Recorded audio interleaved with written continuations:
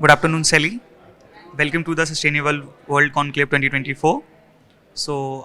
My first question is for you, is that what should company or businesses should do to make their sustainability promises as real world progress? Okay, that's an interesting question. I think it needs to be in three steps: reduce, restrict, and remove. So they would have to really build a cultural awareness to ensure that the sustainability gets embedded into the ecosystem of the company. And that's why the restriction of demand is really important.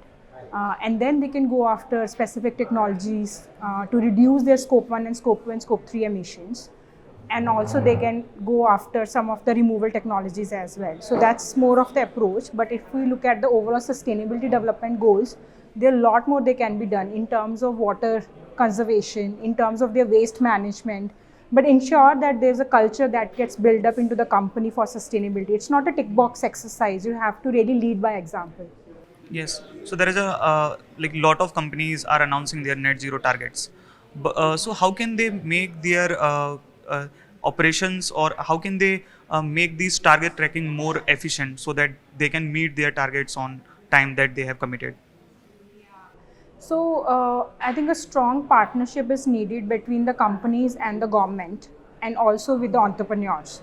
Because at the end of the day, the companies would have to innovate in order to reduce their scope 1, scope 2, and scope 3 emissions. Scope 1 and scope 2 actually is the easier part, because then you can reduce your emissions by going greener on the electricity.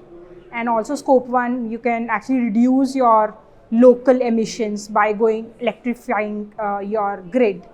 But then if you look at the scope 3, that's not under control of a company. You have to really collaborate with your suppliers, with your partners, to ensure that the suppliers are also net zero. So that's where a strong collaboration is needed, and you have to really partner with the small and medium enterprises to ensure that they can also reduce their emissions, so that scope 3 emissions for the companies also gets reduced.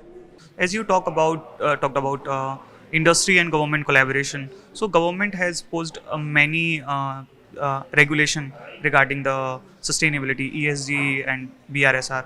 But apart from regulation, how can a company make sustainability as their core value?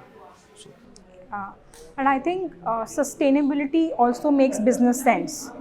That's what companies have to realize. Now, if I am a consumer, I actually prefer a greener brand, and also if I am an employee, I would actually prefer a brand which is greener to work for.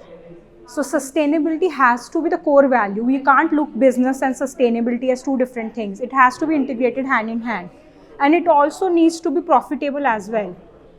So if companies actually go for products which actually make business sense and also doesn't have to make the green premium, it will be easy for them to also deploy those products and make sustainability as the core value. So thank you so much for your time. It's Thank a you. lovely talking.